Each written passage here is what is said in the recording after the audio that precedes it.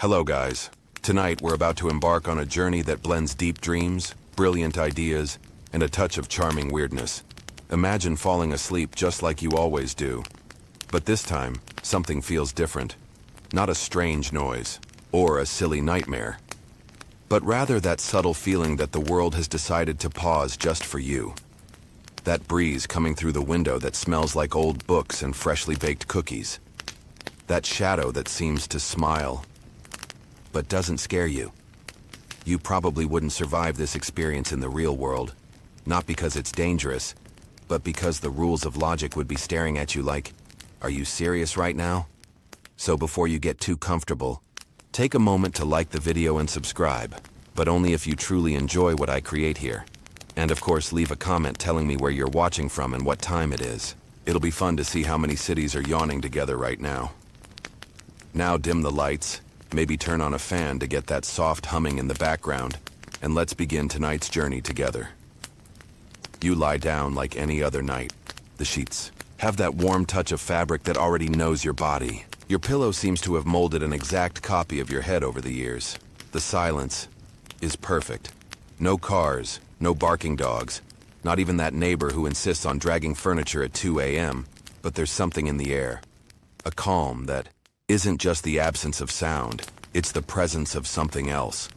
As if the universe itself were saying, pay attention, it's about to begin. You close your eyes, and sleep comes. But it doesn't fall over you like it usually does. It's not the kind of sleep that drips in, full of drifting thoughts. This one comes like a heavy blanket, made of 1,000 memories. And when you open your eyes again, you're no longer in your bedroom. You're standing in a room that looks similar but not quite the same. It smells like damp wood, like it rained indoors. The window is open, but there is no window, just the space. Outside, a dense forest, but quiet. And not the normal kind of quiet. It's the kind where even your thoughts get shy. No crickets, no birds, not even the wind. You walk to the door, which opens on its own. And as you step outside, you realize you have no idea where you are. But you're not afraid either. It's more like that feeling of walking into an old library where everything seems to have a purpose, and you feel like you're about to find something important. Your body doesn't feel like it slept for 8 hours, or 12. It feels like it's slept longer, much longer. You stretch your arms, a crack here, another there. Your feet touch the soft, leafy ground.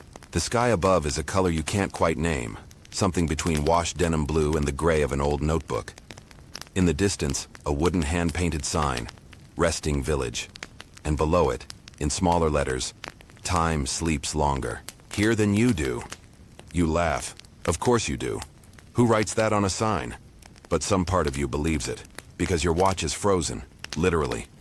The glass display has a thin layer of frost, and you're certain you've been asleep for much longer than a single night. The strange thing is, you feel good. As if your mind had finally gotten enough. Time to sort out the messy drawers. As if all the unspoken conversations, the unwritten ideas, the poorly explained fears, had been filed neatly. Without effort, just by sleeping. Historians still debate whether civilizations once existed that valued sleep more than wakefulness. There are scattered records of an Egyptian sect that believed the world only moved forward when someone dreamt with enough intensity. You walk along the trail. The ground feels like layered pastry. It makes a subtle, pleasing crunch. Each step sends a small wave of satisfaction through your body. As you arrive at the village, you notice the houses are small, made of stone with moss-covered roofs. A dog sleeps on the doorstep of one house, but as you pass, it doesn't even open its eyes. Apparently, sleep here is respected like law. You glance through one of the windows. Inside, a man stands still, just standing, holding a teapot midair, not moving, like a statue. You blink. He's still there. But now, he's looking directly at you without moving his head, just the eyes. You keep going. The feeling isn't unsettling. It's like being inside one of those films where everything is a bit surreal, but it still makes sense in the way only dreams can. Random trivia. A study from the University of Tokyo found that people who sleep more than 20 hours straight report dreams with complex narrative structures, as if they were watching a series created by their own mind. Could it be that you've been watching something inside your head these past few days? Could you have dreamed of this village before seeing it? You reach a plaza. In the center, a sundial.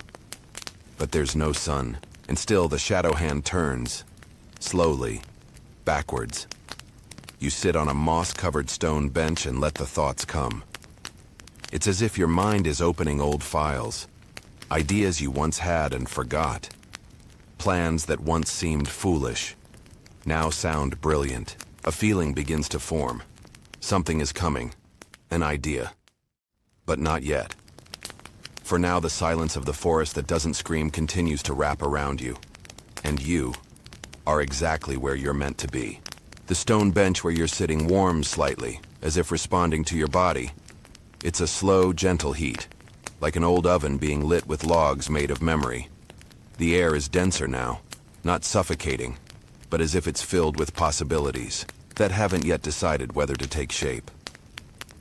You look around the square. A man with a wide-brimmed hat sweeps leaves that aren't there. His broom makes a sound, but the ground is clean.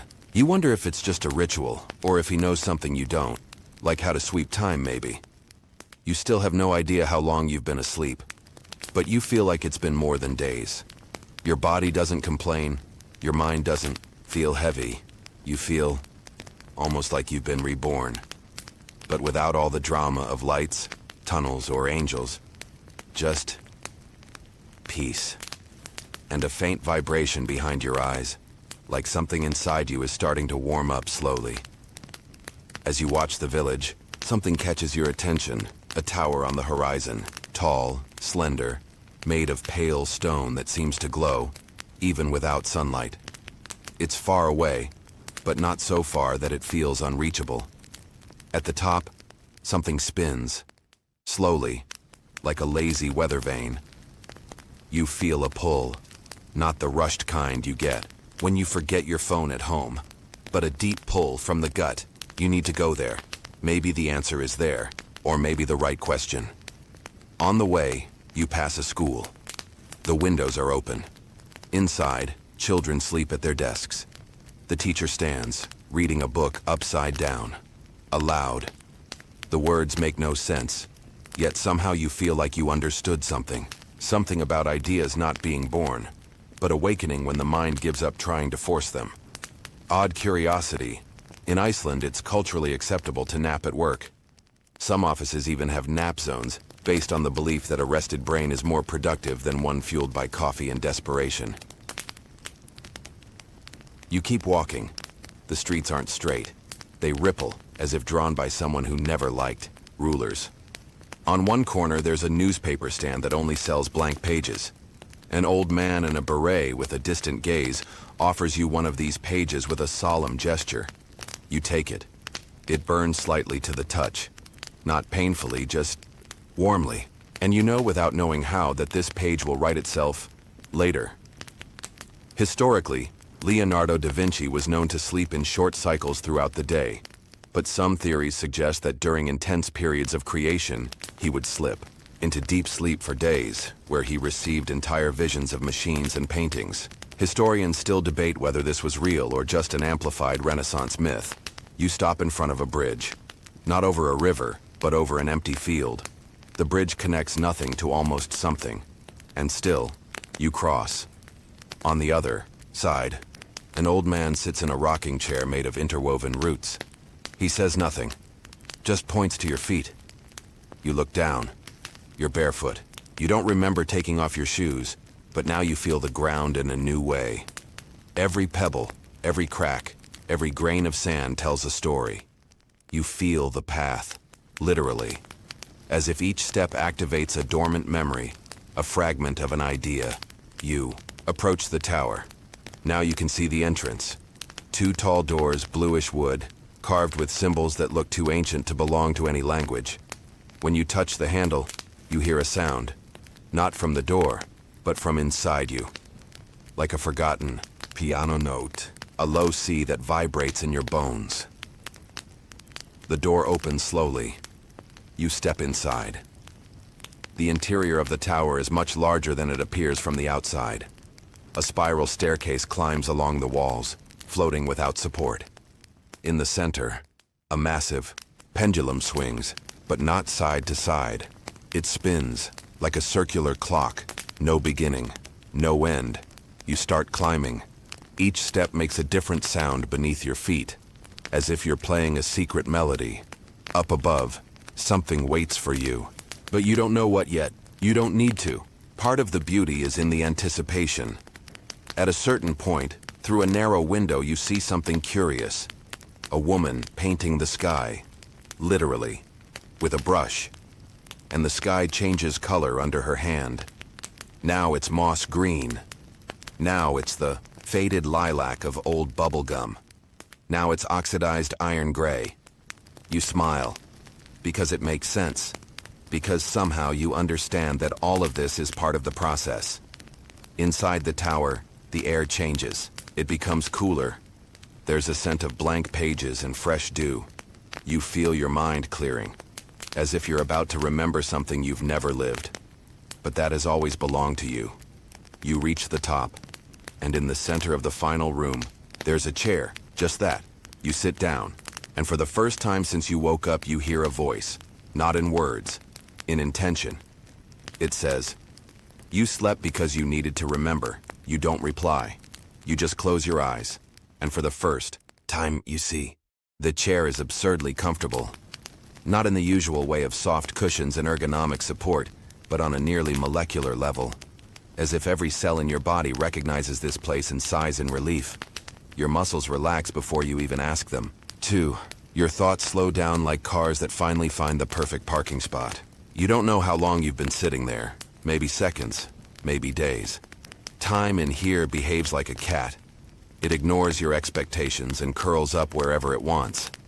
The tower is silent, but it's a living silence, full of subtle detail. You hear the sound of leaves growing somewhere in the world, the distant creaking of planets adjusting their orbits, and strangely, a faint static, as if someone were tuning a radio station inside your mind. Then comes the flicker.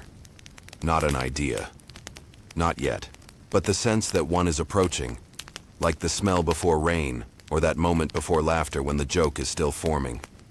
You remember a curious fact now. The scientist Otto Lowy said he dreamed of the experiment that would prove nerve impulses were chemical, not electrical. He woke in the middle of the night, wrote everything down, and forgot it by morning. Luckily, he had the same dream the next night. Historians still debate whether it was luck or an unconscious repetition born from obsession. You smile.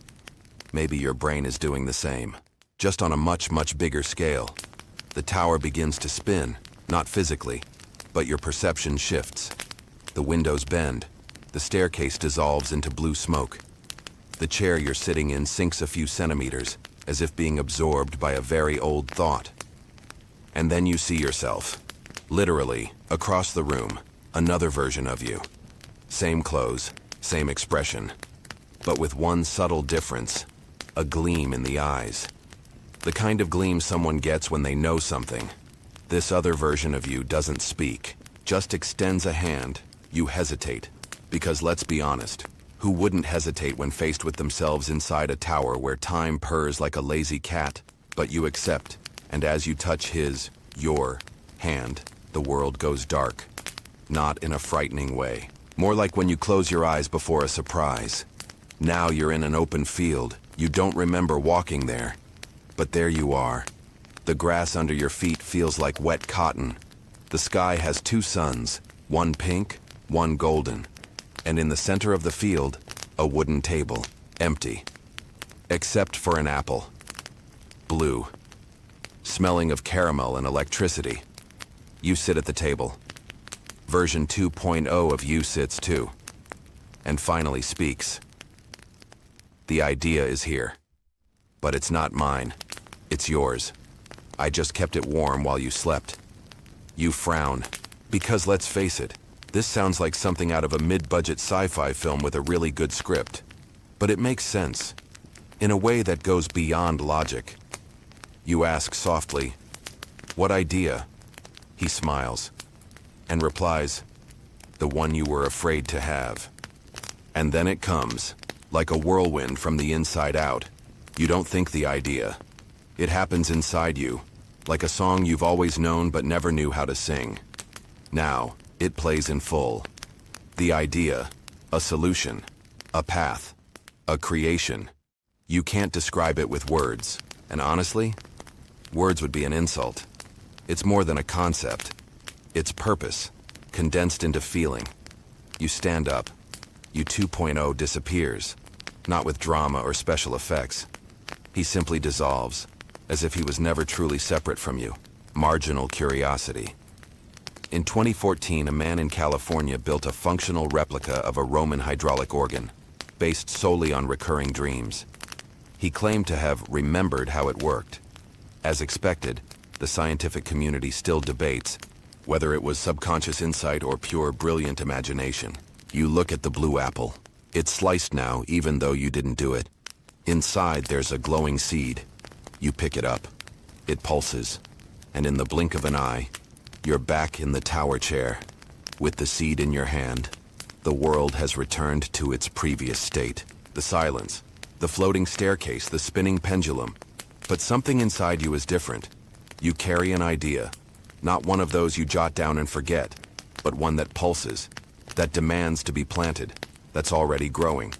You stand up, leave the tower, and the world has changed. Because now you see connections that were once invisible. Objects, people, gestures.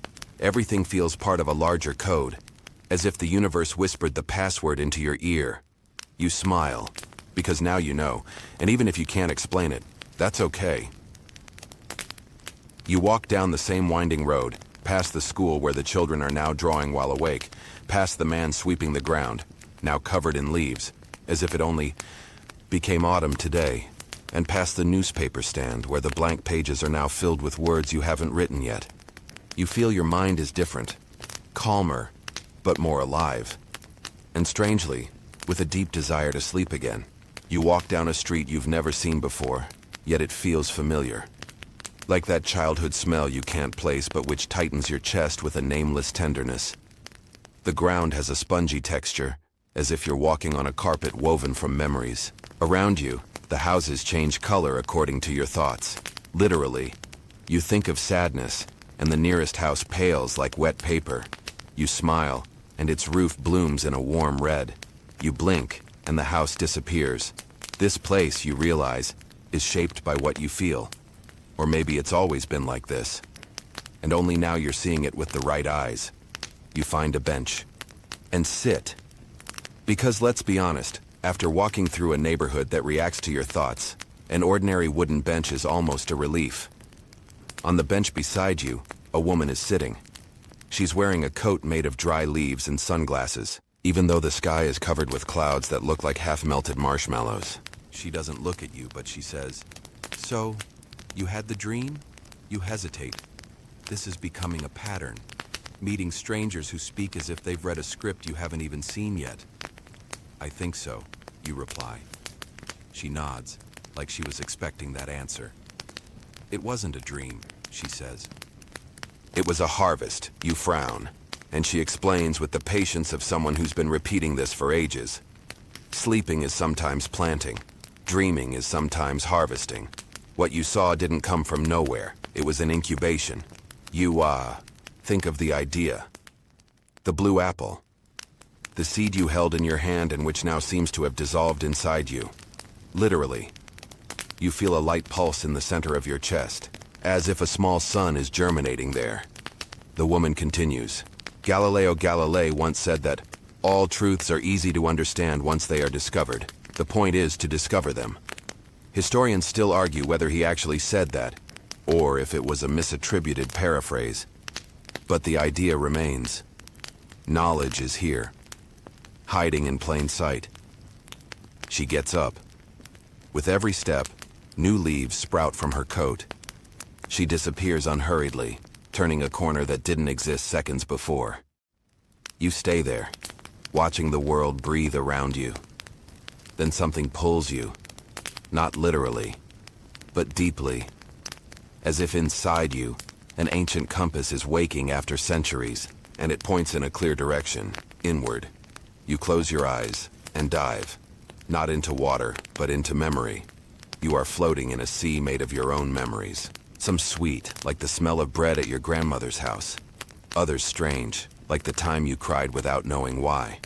All of them float around you like soaked photographs. And at the bottom of this ocean, you see something. A box. Simple, wooden, with a lock made of silence. You swim to it, and when you touch it, the lock dissolves. Because as you realize, the silence wasn't the obstacle, it was the key. Inside the box, a single sentence. You don't need to understand everything to move forward. Marginal curiosity. During the Middle Ages, dreams were believed to be direct portals to the beyond. Monks in the 13th century reported visions so vivid that upon waking, they completely changed the course of their lives. One of them, Hugh of St. Victor, abandoned writing for 12 years after dreaming that no one would ever read his books, only to return and write the manuscript that today is considered one of the pillars of medieval theology. Historians still debate whether it was humility, pride, or fear of spoilers. You open your eyes, you're back on the street. But it has changed. Now there are people walking, slowly, each with a small light above their heads, like conscious fireflies. Some lights flicker, others shine steady, and some fade. You realize these people also dreamed, also harvested, but not all of them managed to keep what they found. You feel lucky, or maybe it's not luck. Maybe you simply stayed long enough. Let sleep dig deep. Let the seed grow. You begin walking among the people, and without meaning to, you start to recognize some. There's that teacher who always seemed distant. Farther ahead, an old neighbor who used to talk to birds, all with faint lights, but present. You want to talk to them, but something inside says, not yet. It's like arriving too early at a party. The music is still low. The host is still putting ice in the soda. Better to wait a bit. You smile again, because something incredible is coming. You can feel it. You don't know what it is, but you know that you are ready. You walk through this drowsy world as if floating between possibilities. Your feet barely touch the ground, and time seems to have gone on vacation. Around you, the lights above people's heads shine like visible thoughts. Fragile, yet real, and then you see him, the boy from your first dream. Yes, the one who looked at you with eyes hungry for meaning. He's sitting on a step, playing with a curious object, a glass cube that changes shape as he rotates it. With one twist, it becomes a flower, another, a map, then a mirror, which for a moment reflects your current face and your childhood. One at the same time, you approach. He looks at you and says, "Took you long enough, huh?" No irony, just a statement. You ask what he means. He shrugs, the way kids do when they're tired of explaining the obvious to adults. I was waiting for you to remember. You sit beside him, and, with a sigh that seems to come from deep within your soul, you reply, "Remember what?" He points to the cube. And with the calm voice of someone in no rush to grow up, he says, "The idea. It's not new. It was just asleep too." You touch the cube, and again, you feel that pulsing, as if something inside you recognizes the object. You hold the cube with both hands. It warms up, and then, without warning, it dissolves into light. The light enters you. Not literally, though the sensation is just as vivid as if it were. You see images in sequence. A room full of books, a tree growing upside down, with roots in the sky. A notebook with a single word written on every page, transform, and at the center of it all you see yourself, but a different you, with eyes lit up, with relaxed shoulders, with a kind of certainty that can't be explained, only lived. Today's eccentric curiosity. Did you know Thomas Edison took 15-minute naps with metal spheres in his hands? When he dozed off, the spheres would drop to the floor and wake him just before deep sleep set in. He believed this brief in-between state was where the best ideas lived. And honestly, his method might make more sense than most corporate brainstorms out there. You come back to the present. The boy is gone. In his place, a staircase. Yes, a staircase in the middle of the street. Because in this world, that's perfectly acceptable. The physical rules were written by a drunken poet. You climb. Each step emits a different sound, as if playing a song only you can hear. A mix of out-of-tune piano and ancient sighs. At the top, you find a door. No handle. You rest, your forehead against it, and it simply opens. Inside a circular room, its walls covered in paintings, and every painting shows you, not alternate versions, but forgotten moments. You playing with a toy car that only had 3 wheels, convinced it was a rocket. You laughing, alone, reading a comic book under the covers with a flashlight. You crying quietly after a no that seemed small, but thundered through you. You, whole. And that's when it happens. You remember. Not an event, but a conviction. That idea. The one that felt new, the blue apple, the shifting cube, the repetitive notebook. It had always been with you. It was your way of seeing the world, of connecting what seemed unconnected, of gathering loose parts and turning them into meaning. You whisper, "I am the idea," and the room vibrates. Literally, this time. The walls tremble gently. The paintings change. Now they show people holding what you created. A school where children learn to think instead of memorize. A guide for adults who forgot how to dream. A song made of laughter recorded at just the right moment. You see all of it, and you don't know how. But you know you will create all of it, or rather, already have. You just need to remember the steps. Historians still debate whether Archimedes' famous bathtub epiphany, the legendary Eureka, was a real insight or a beautiful bit of dramatic fiction added later. What we know for sure is that moments of illumination rarely follow linear logic. They explode like fireworks, or bloom like seeds waiting for the right rain. You take a deep breath. You're back on the stairs. The sky above looks different, as if it's waiting for you to decide whether to climb higher. But you don't need to. Not yet. You descend slowly, with your eyes more open than ever, with a heavy heart, but not from sadness. Heavy like something finally filled up. With truth. With idea. With yourself. The next morning is almost silent, as if the world is honoring the gentle weight of a freshly unearthed memory. You wake up, but not really. You wake inside the dream, still lying in that bed you don't recognize, with sheets that feel like mist and the scent of distant eucalyptus. You sit up slowly. The idea, the brilliant idea, is still there. Not as a scream, not as some dramatic movie-style epiphany with lightning and orchestral music. It's more like a quiet hum behind your eyes, a whisper that says, you know. But do you really? It's hard to explain. You get the feeling that it's not in words yet, it's in sensation, in intention. Like a taste you recognize but can't quite name. Like that weird candy from childhood you could only buy at the corner store, which disappeared when Zeka stopped restocking.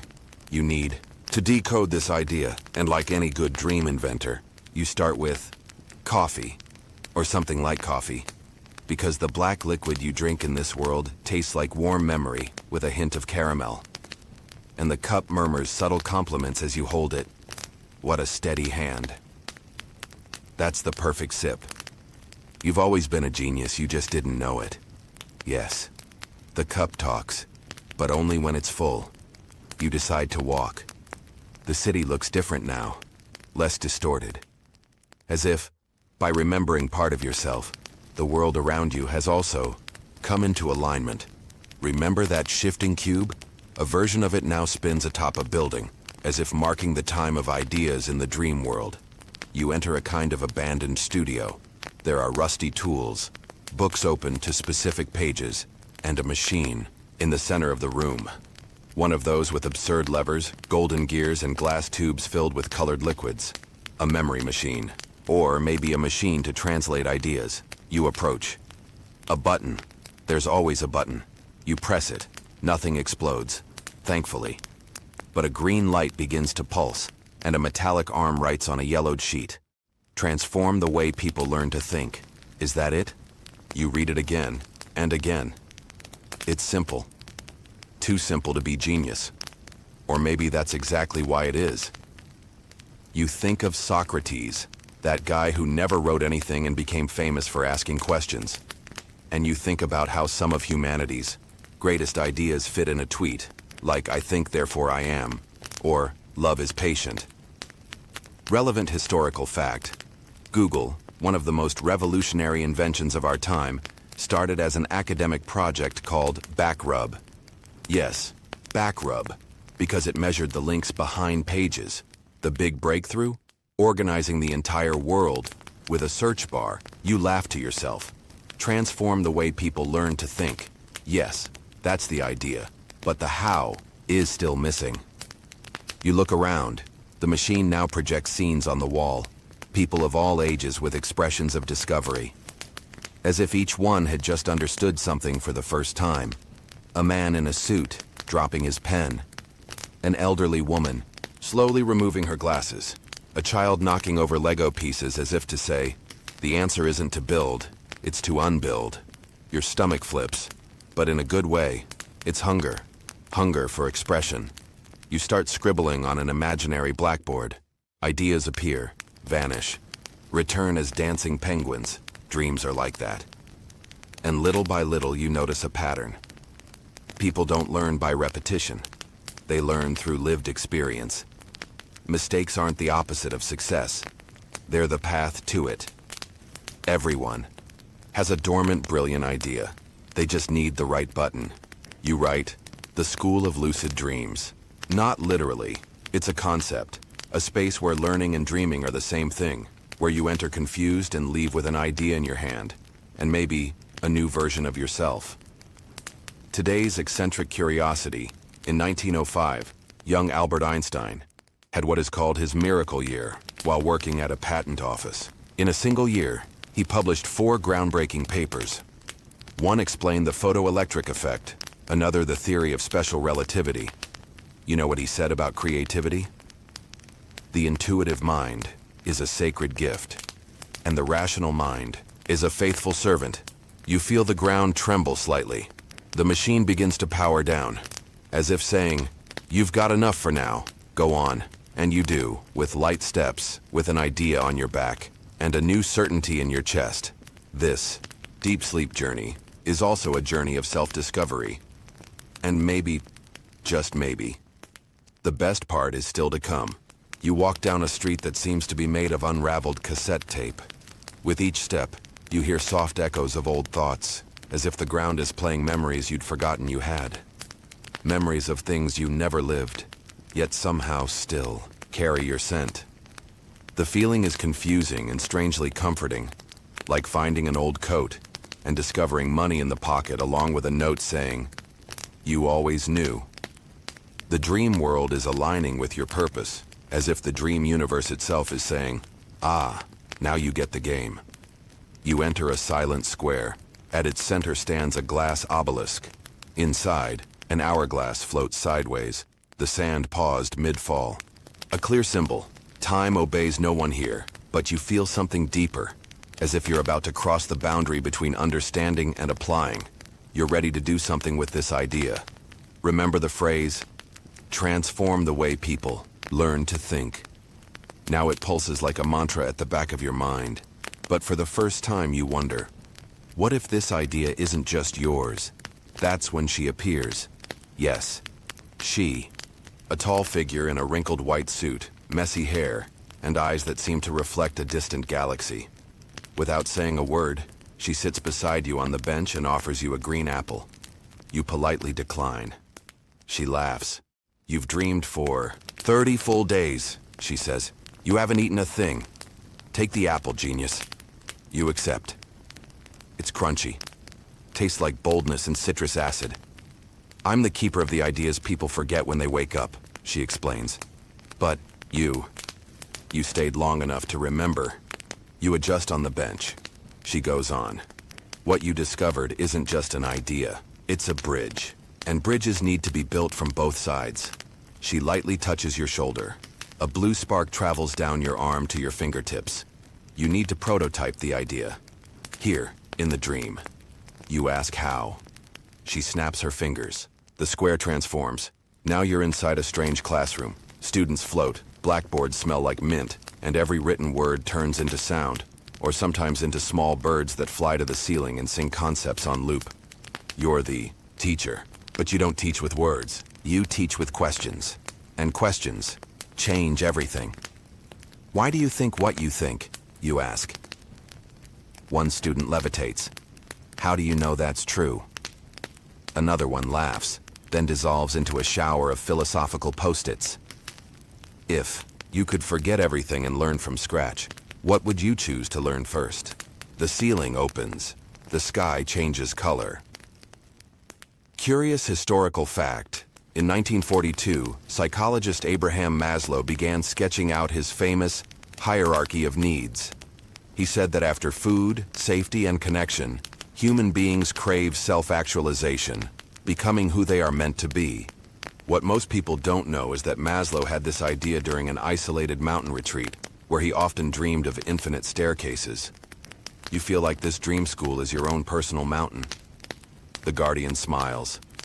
You have to remember this when you wake up, she says, and turn it into something real. You answer with silence and she understands. Oh, and remember the marginal fact from the last section? Here's one.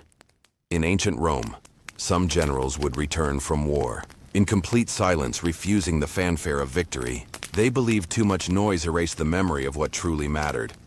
Maybe that's why you feel so calm now, even in the face of a challenge. You want one last hint? She asks. You nod. Teaching people to think begins with teaching them to feel. She vanishes the very next second. In her place, a piece of paper with the word feeling, knowing. You tuck it into your pocket. The world tilts slightly around you, as if saying, congratulations, you've reached the next level. You descend a staircase made of musical notes. Each step plays a sound when you touch it. Do, re, mi, sli. Wait, that last one's not a real note, but it feels appropriate. Add a T. The bottom. There's a large hall with floating panels, like presentation screens from an imaginary TED Talk.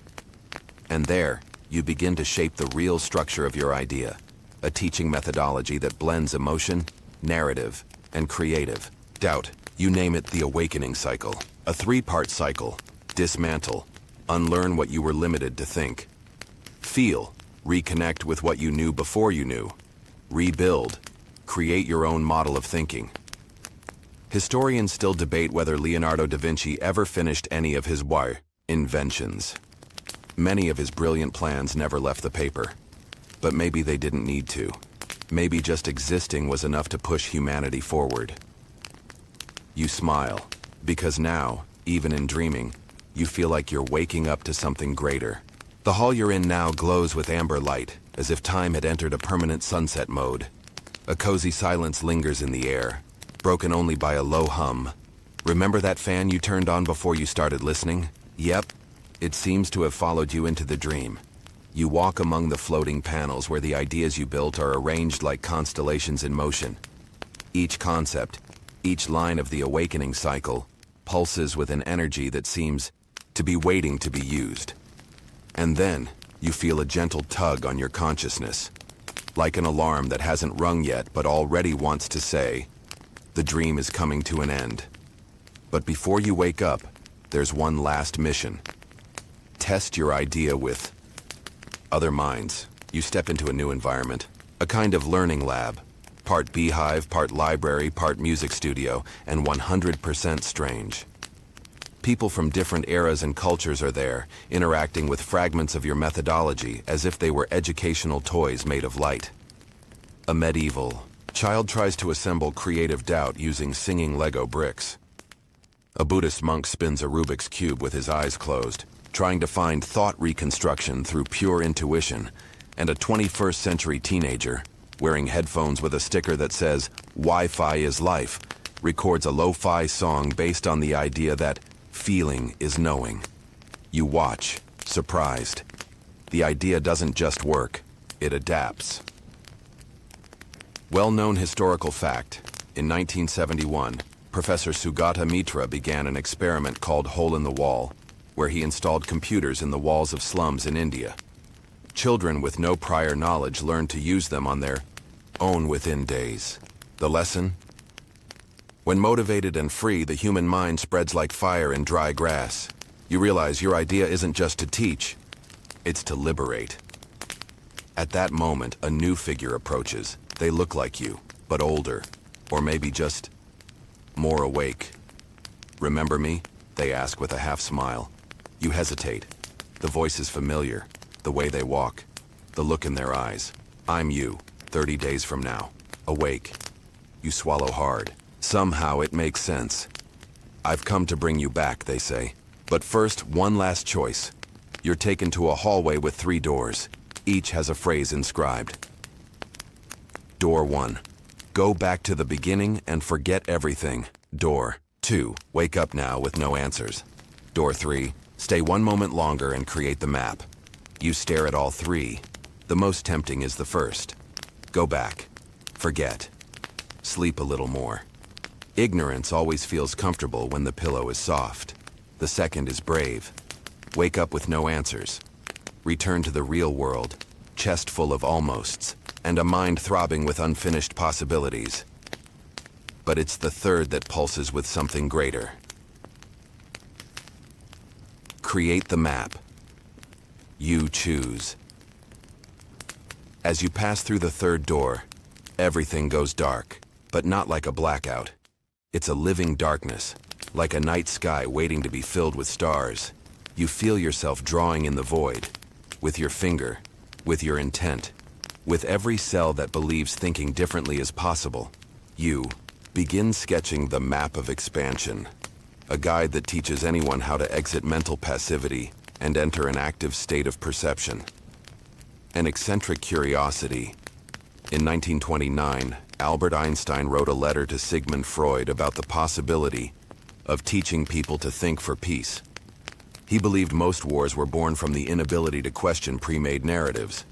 The letter disappeared for decades and reappeared in a French bookstore inside a book about esoteric philosophy. Your map is that, an invitation to doubt, a protest against obviousness, a reminder that thinking is the greatest act of peaceful rebellion. As you draw, you notice the map's lines turning into rivers of light. They spread, branch out, touch invisible walls, and create windows. Peeking through the first window, you see a future where students of all ages learn through games, stories, and music, where teachers don't explain, they provoke, where learning is like breathing. Historians still debate whether Socrates truly believed he knew nothing, or if that was just a dialectical tactic to disarm others. What's certain is that he asked questions that made kings uncomfortable and beggars enchanted. And that's what your map does. It asks. In the corner of the map you write, "Never accept an answer without dancing with the question." When you finish, you hear a subtle sound, like the click of a switch. The room disappears. You're back in the square with the obelisk. The hourglass is still frozen, but there's one small difference. 1 grain of sand has moved. Just one. But it's enough. You sit again on the bench where it all began. You feel a cold, familiar breeze. You close your eyes and hear your own voice whispering in the dark. It's time to wake up with the right idea. The sound of the real world begins as a faint thread of hum. Maybe it's the fan. Maybe a car passing in the distance. Or maybe, just maybe, the whisper of the universe saying, "You did it." You don't open your eyes yet. The body is still, but the mind is buzzing, like you just took a philosophical espresso straight to the vein. There's a moment when you think, 30 days for this? But then you realize you didn't just sleep, you crossed. And when your eyes open for the first time in a month, the light of the world doesn't blind you. It recognizes you. If it says, so you finally arrived. The bed feels less real than what you left behind. It's like trading the sky for a small room that smells like coffee brewed hours ago. You sit up. Everything is exactly the same. But nothing is. You walk to the mirror, and the reflection meets your gaze with a different kind of light. It's not cheap spirituality, nor some high-vibe horoscope thing. It's clarity, the good kind, the kind that slices through, confusion like a hot knife through vegan butter. On the table, a blank notebook. You sit, pick up a pen, and you write the title of your idea, The Mental Seed Theory. The concept is simple. Every idea is a seed, but planting it isn't enough. It needs to be cultivated in prepared soil, and that soil is the mental state of the one receiving it. The more fertile the state, curious, calm, connected, the faster the seed will sprout. You define the 3 elements of fertile soil: active curiosity, not just wanting to know, but being bothered by not knowing; strategic silence, mental space without noise, where ideas can breathe; congruent emotion, the kind of feeling that gives direction to thought; weird curiosity. In 1978, a school in Finland started using forests as classrooms. Not for aesthetics, but because they discovered that the sound of leaves in the wind helped students retain information better. The result? Students from that school became the first to develop their own system of visual thinking. And today, they lead creative AI projects in Northern Europe. You write it all down. Then fear hits. Who's going to believe this? You, a nobody who slept for 30 days, are going to show up claiming you developed a neural learning method based on lucid dreams, archetypes, and cognitive simulations? Historians still debate whether Leonardo da Vinci ever actually completed any of his inventions. He created machines so far ahead of their time that many people thought they were just the scribbles of a madman with a goose-feather pen. Today, helicopters are real. Back then, fiction or heresy. You think, I don't want to be the Da Vinci of my small town. But then you remember the third door, the one where you chose to create the map. The map wasn't for them.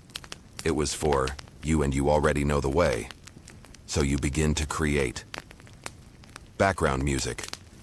That lo-fi beat that calms and stimulates at the same time. A notebook, scribbled by hand.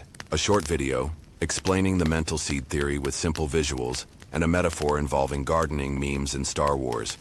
You post it with 0 expectations. You go to sleep. But this time, just for 8 hours. When you wake up, your video has 11 views, 4 likes, 1 comment. This made me think. Thanks. You smile, because once an idea touches a mind and makes it think, it has already begun to sprout. And then you remember something your awake you said in the dream. Most people live trying to prove they're right. But the minds that change the world are the ones that live trying to find out if they're wrong. You write it down, in big letters. The next day, you record another video, then another, a podcast, a live stream with 3 viewers. One of them clearly your mom using a fake profile named user942. But you don't stop, because now, you no longer need to convince, only to share. And the seeds begin to fall into unexpected soils. A teacher in rural Brazil adapts your method to teach literature. A therapist in Colombia translates part of the idea to help patients with anxiety. A teenager in Tokyo uses your map as the foundation to design an educational board game. You no longer control the idea. It's grown legs, gotten a passport, started speaking languages you don't even know. Widely known historical fact. In 1843, Ada Lovelace wrote the first algorithm in history for a machine that didn't even exist yet. For decades, no one took it seriously. Today, she's considered the world's first computer programmer. The machine came later, but the idea, that came before the world was ready. You realize that's exactly it. You created a mental Lovelace, a piece of code that people didn't know they needed, but once accessed, rewires how they think. And the best part? You remain anonymous, because the idea doesn't need your name, it only needs soil. You close the notebook, stand up from your chair, look out the window, a leaf falls, and you smile. Because you know every seed starts like this, invisible, silent, but absurdly powerful. From this point on, reality begins to gain new layers. You walk the streets of your city like someone who's lived this all before, because in a way, you have. But now, you see beyond the surface. Every conversation has subtext. Every glance carries an unspoken question. It's as if the world has removed a blindfold from your eyes and whispered in your ear. Pay attention. You do, and what you find isn't some mysticism from a bad Netflix show. It's people. Ordinary people walking around every day carrying ideas like they carry shopping bags with holes in them. Ideas dripping to the ground, wasted, forgotten, left behind. You start talking to them, asking simple things like, "What do you think about before falling asleep?" Or, "If you had a brilliant idea, who would you tell?" The funniest thing? Most people have never thought about that. They live as if their ideas are irrelevant, as if deep thinking were a luxury reserved for rich people or lab-coated scientists. But now you know the truth. The most transformative ideas emerge in silence, in the pause, in that nap between boredom and awe. Weird curiosity? In 1943, Swiss chemist Albert Hofmann accidentally absorbed a small dose of LSD he had synthesized himself. The bike ride he took home while under its effects became known as Bicycle Day. Years later, scientists would use those experiences to understand mental patterns of creativity, imagination, and neuroplasticity. Of course, you're not recommending LSD with breakfast, but the principle is the same. When the mind escapes, automatic logic, it begins to dance. You decide to make this a silent mission. You create a small online group. Call it Invisible Seeds. A name no one would understand, except those who are ready. The group starts with 7 people, then 13, then 21. All sharing dreams, strange ideas, internal maps. No judgment, no metrics, just fertile ground. And then something happens that you didn't expect. Someone in the group asks if they can adapt the mental seed theory for public schools. You hesitate. Until you remember, you never wanted control, just impact. Historians still debate whether the Dead Sea Scrolls were written by an isolated community of Essene monks or by various dissident groups from traditional Judaism. But what matters is that, centuries later, those words hidden in dry caves completely reshaped modern understanding of spirituality, language, and biblical history. You say yes.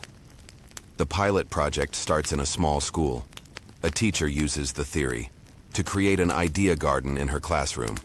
Each student plants one idea per week. They care for it as they would a real plant, watering it with curiosity, illuminating it with questions, shielding it from sarcasm. After a month, a shy girl writes a poem about the death of her father, comparing grief to a seed sprouting from tears. The teacher cries when she reads it.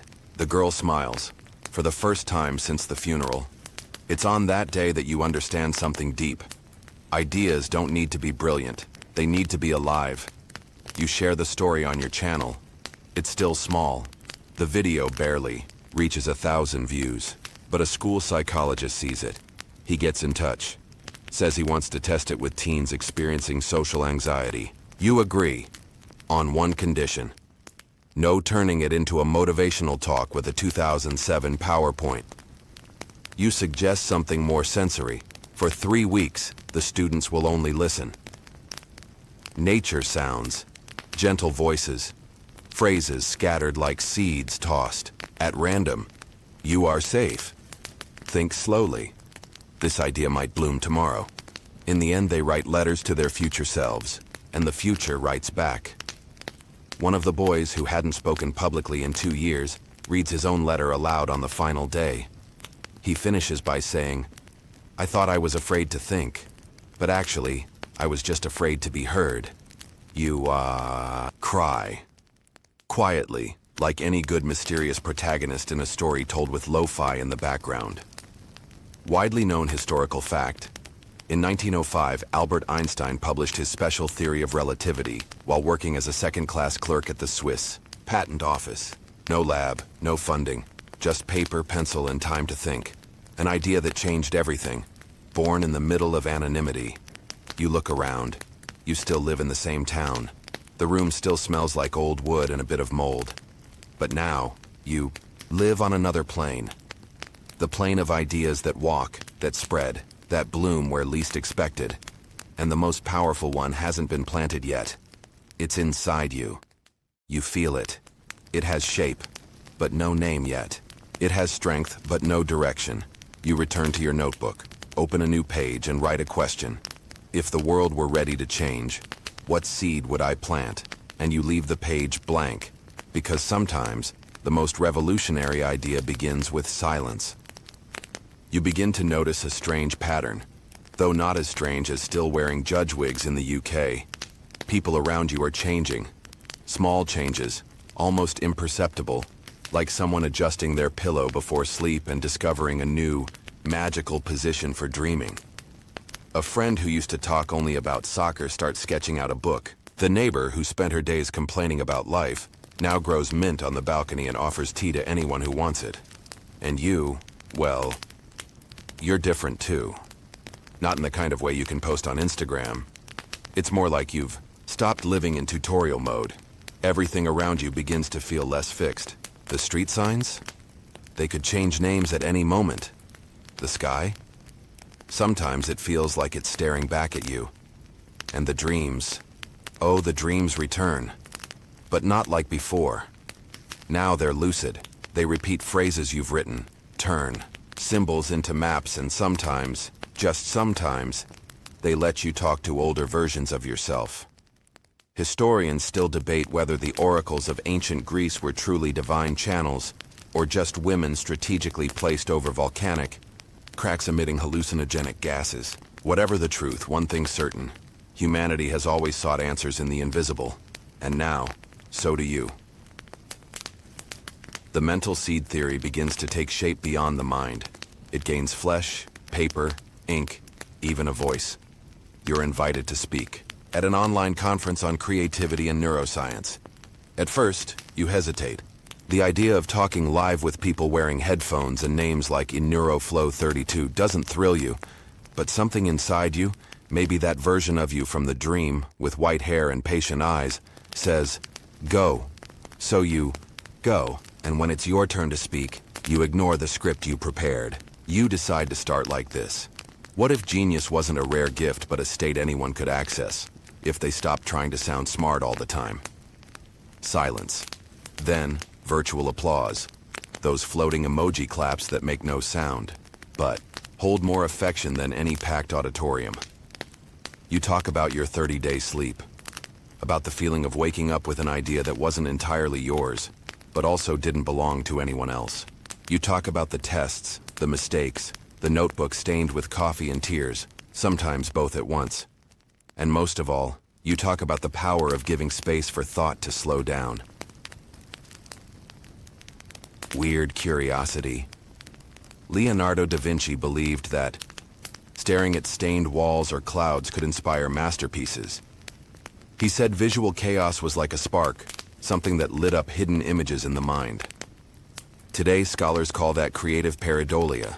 You propose it as an exercise. Look at a crack in the wall before bed. Imagine it's a map. Follow that map to the place where your next idea is hiding.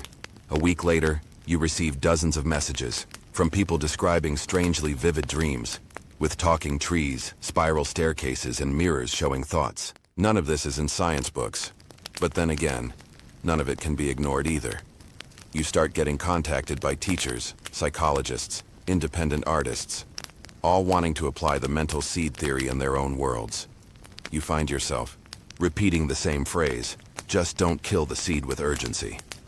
Because yes, the pressure to make things succeed fast is the #1 killer of ideas in the 21st century. Second only to meetings that could have been an email. You decide to create a second group, more intimate. You call it Invisible Gardeners, a name that sounds almost like an espionage code to anyone truly paying attention. The members receive one weekly mission: observe without judging, think without trying to conclude, imagine without formatting. The first mission: spend an entire day without speaking, only listening. The stories are poetic. A woman says she understood for the first time the sound the wind makes passing through the mailbox slot. A 12-year-old boy says he heard his own laughter like it was someone else's, and realized he liked it. A 78-year-old man describes the sound of his kettle as a call to think. You realize something is being born, something bigger than you, and at the same time, deeply connected to you. Widely known historical fact: in 1847, a Hungarian doctor named Ignaz Semmelweis discovered that washing hands between autopsies and childbirth drastically reduced mortality rates. He was ridiculed. Decades later, his idea became a cornerstone of modern medicine. Sometimes, the world needs time to understand a simple idea.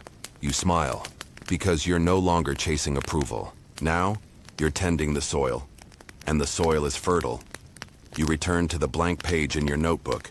You write, in small, steady handwriting. Genius lives in the space between thought and judgment. You close the notebook, and in that moment, you understand something no one can take from you. You didn't wake up with a brilliant idea. You woke up with permission to let ideas come. You wake up again, not from a dream, but from a new phase of your own consciousness. And no, not like one of those "I woke up to life" moments from Instagram coaches with coffee mugs and deep captions. It's different. It's subtle. Like when you realize that the silence of dawn sounds different depending on the season. Something has aligned. You begin to experience a lightness that doesn't come from the absence of problems, but from a quiet acceptance that they are part of the process. Remember that feeling of needing to solve everything before going to bed? Now you simply observe. You know the solution might come while chopping onions, listening to the rain, or even while waiting for toast to pop. Like Archimedes shouting, "Eureka!" in the bath, only less wet. And speaking of inventions in toast, you discover that the electric toaster was created in 1893, but sliced bread didn't hit the market until 1928. That means for 35 years people had a toasting machine, but nothing specific to toast in it. If that isn't the perfect portrait of humanity creating things before knowing how to use them, I don't know what is. That's exactly how you feel about the mental seed theory. It already exists. It's alive, pulsing, transforming lives. But you're still trying to understand what the next step is. And that's okay, because for the first time, you've learned to savor the space between one breakthrough and the next. The Invisible Gardeners sessions keep growing. One member proposes a new challenge. Spend 1 hour a day doing nothing, truly nothing. No phone, no music, no attempt to meditate. Just be. Like a cat, like a park bench at 3 in the morning. Marginal curiosity. In 1951, the CIA launched an experiment called MK Ultra, trying to use sensory deprivation to control the mind. Spoiler, it didn't work. But it did prove that the human mind enters deep states of self-reflection when deprived of stimuli. In other words, doing nothing might be more transformative than it seems, as long as you're not in a white room being watched by government agents. You decide to apply this do-nothing challenge to your own routine. At first, it's unbearable. 5 minutes feel like an eternity. You try to remember if you locked the door, replied to that email, turned off the stove, or whether humanity actually landed on the moon. Yes, it did. Rest easy. But little by little, the discomfort turns into surrender. You begin to hear thoughts that aren't spoken, only intuited, as if your mind were whispering on another frequency, and you finally had the right antenna. In that silence, an idea appears. Not like lightning, not like an epiphany, but like a child tugging your sleeve and saying, "Look at this." You see it. It's a project, a space, a laboratory for ideas, a mental refuge for creators from around the world, a place where sleeping would be part of the research, where rest wouldn't be an intermission, but the method itself. Historians still debate whether the Library of Alexandria truly contained all the knowledge of the ancient world, or if that's a romantic idealization. But what's known is that it was more than books. It was a center for contemplation, exchange, and respectful silence. That's what you want to create. You begin sketching, not architectural plans, but sensations.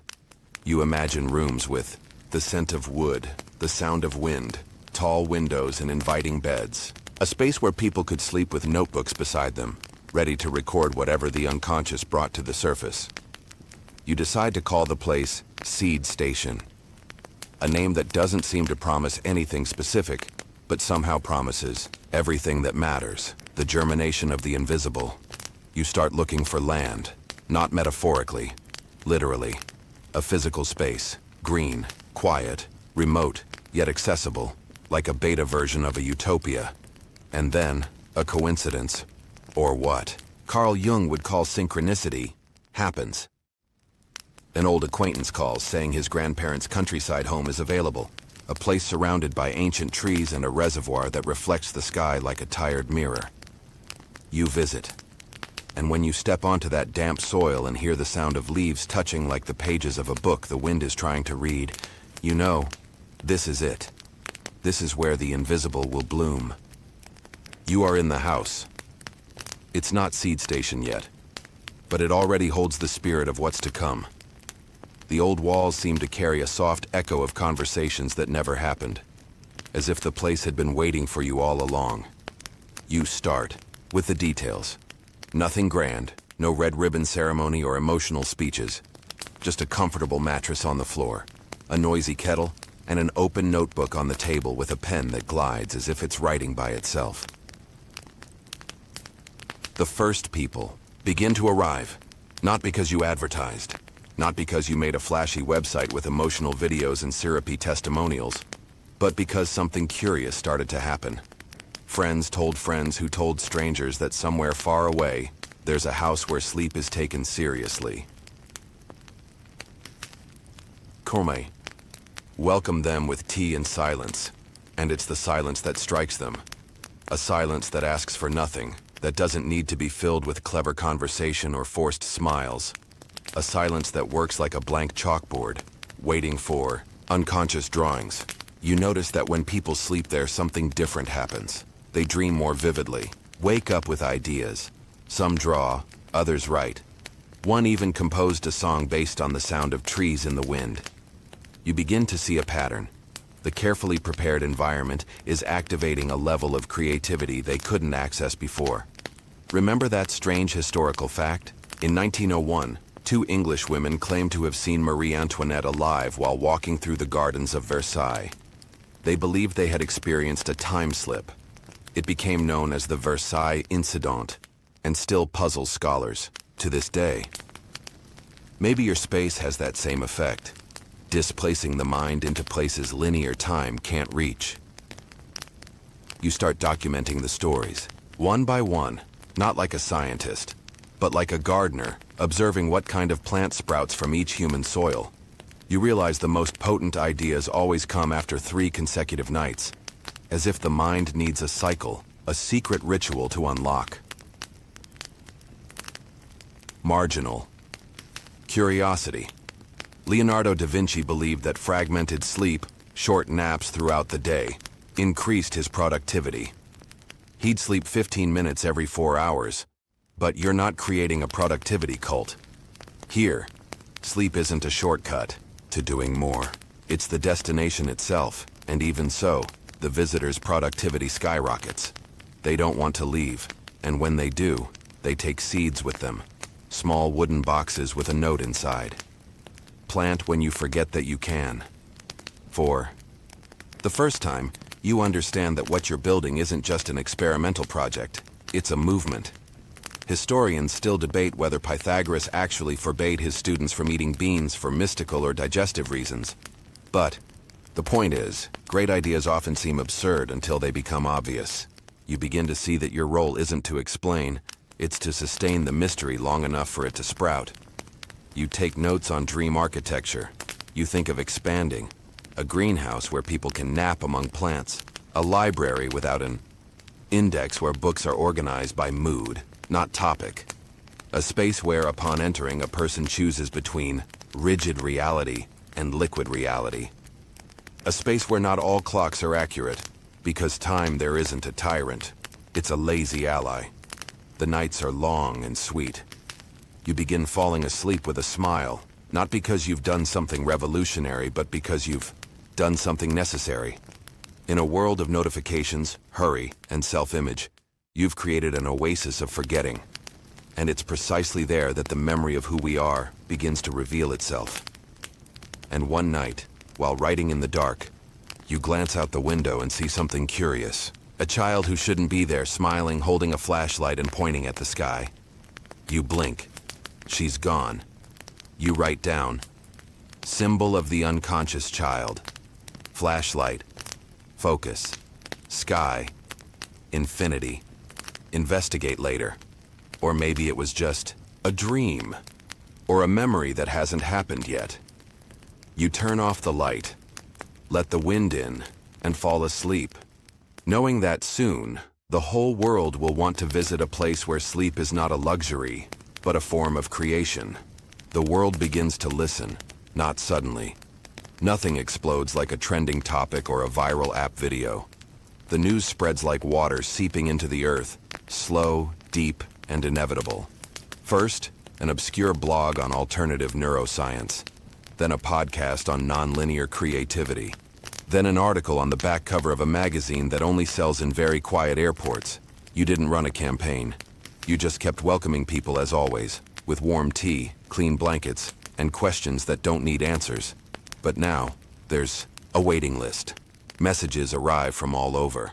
A sound engineer from Norway, a Thai chef with insomnia, a philosophy professor from Tokyo who wants to meditate lying down. People who somehow heard whispers about the place where dreams become. Ideas and creativity rest with closed eyes. You reread your old notebooks, the sketches you made on days of intermittent sleep, the sequence of words that came between naps, mental fermentation, the rhythm of not doing, ideas by osmosis. Remember what the ancient Egyptians used to do? They kept their most vivid dreams as signs from the gods. They even had temples dedicated solely to induced sleep. Historians still debate whether that was medicine, religion, or performance. Maybe it was all of them at once, and maybe you're doing something very similar. You're now the guardian of a modern temple of creative rest. But of course, without statues or sacred robes. Your uniform is a t-shirt that says, "Woke up like this," and wool slippers. Your welcome ritual involves pancakes and the phrase here, "Time is crispy on the outside, soft on the inside." People start calling you the dream curator. You laugh, but begin to accept the title. After all, you don't invent dreams. You just offer the conditions for them to appear, like a gardener of the invisible. But there's a dilemma. With so many people wanting to visit, your space, that discreet sanctuary with just a few beds, is starting to feel too small. You feel the urge to grow, to open branches, maybe even turn this into a replicable model. But something in you hesitates. You dream of Galileo. Literally. On a particularly quiet night, you dream you're in a tower with Galileo Galilei, looking at the sky through a telescope. He turns to you and says, "Sometimes the universe hides in the small details to see if you're paying attention." You wake up with the sentence in your mind. You write it down immediately, and you decide to stay small, at least for now.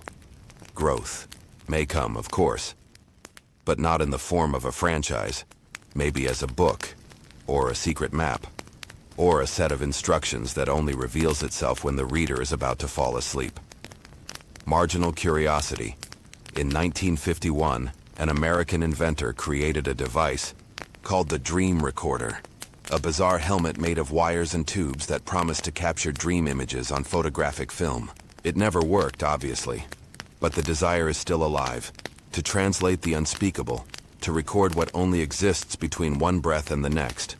You realize you might already be doing that, with each visitor who arrives and leaves changed, with each story that awakens from a deep sleep, with each idea that sprouts after 3 days of silence and tea. You spend the night adjusting the salt lamps, organizing the sheets, rewriting a phrase on the common room wall. To dream is to live with your eyes closed and your mind open. Then someone rings the bell, a woman with a calm expression and curious eyes. She's holding a book, says she came because she dreamed of this place, twice, and when she searched online, she discovered it actually existed. You smile, tell her, "Welcome. Here, reality is soft." And then, you disappear. Not literally. You're still breathing, walking, making tea, brushing your teeth. But something shifts. The attention that once came from the outside now circles silently within you. A return to the beginning, as if the cycle had gone full circle and landed precisely where it started. Quietness. You stop answering calls. The website goes offline. The sign in front of the house is taken down. Gradually, without fuss, you stop being the young person who slept for 30 days and go back to being just you. No big goodbyes, no teary explanations. Just a message printed on a small card left on the porch. Sometimes when the mind hides, it's just to remind you that silence knows how to speak. And still, people keep coming. Some are content to leave letters. Others sit on the front step and wait, for hours or days. One leaves a notebook full of dream sketches involving flying cheese bread and buffalo in coats. Another leaves a bottle of wine and a note. Drank half and slept for 12 hours. Thank you. You read each one with a quiet smile. Because now, more than ever, you understand. The world doesn't need more centers of attention. It needs sanctuaries. Subtle shelters where ideas can nap until they're ripe. Where doing is light and not doing is respected. Historians still debate whether Leonardo da Vinci really slept 20 minutes every 4 hours, in a peculiar polyphasic cycle called Uberman sleep. Maybe it's a myth. Maybe not. But what no one debates is the result. The guy had time to paint, invent, write, cook, and still laugh at his own jokes. You find yourself thinking about that while watching the twilight sky, where the clouds resemble ancient maps of continents that never existed, and then it happens. A new idea. Not like an explosion, not like thunder, more like a whisper, soft, at the nape of your neck. You can barely describe it. Something between a writing system only, readable in alpha state, and a board game that teaches Stoic philosophy using plush animals. You laugh out loud, alone, and for the first time in weeks you write, not out of need, not because of demand, but for pure joy, for that childlike urge to see what happens when you let your imagination run barefoot through the backyard of consciousness. Quirky curiosity. In ancient China there were best poetic nap contests, where monks meditated with their eyes closed and then described the inner glimpses they had. The winner received tea and a new pillow. Fair enough. You think, maybe this whole thing is one of those contests, only without judges. You stretch. The sky darkens slowly, as if night didn't want to interrupt. And then, with the same simple gesture that started it all, you lie down. Not because you're exhausted, but because sleep is now a kind of celebration. A dance between nothing and everything. A final wave before the next idea, the next night, the next story that will drift in. Light as solar dust in slow motion. You rest now, body lighter, thoughts more spaced out like old books on a very high shelf. Each breath moves in and out with the softness of a feather spiraling down. The room quiets, or maybe it's the whole world. The hum of a distant fan becomes a soft cocoon, cradling you. You remember the hands you held, the names you never forgot, the ideas that never needed to happen to be real. Everything is exactly where it needs to be. You are safe. You are at peace. You are whole. The clock hands lose their rhythm, dancing slowly as if yawning. The dreams at your door are in. No rush. They know how to wait. They know the right moment to appear. They know you're ready. And if by chance a new idea comes now in the middle of the silence, let it stay there, comfortably, leaning on the doorframe of your mind, without needing to be solved. You did what you needed. Now, it's time to let the night take care of the rest. Imagine an open field, lit by shy stars, where the wind passes slowly, like fingers playing an abandoned harp. Imagine lying there, wrapped in a blanket of silence and tenderness. Imagine that everything urgent has dissolved into weightlessness, and imagine that as you close your eyes you begin again, not with noise, but with space.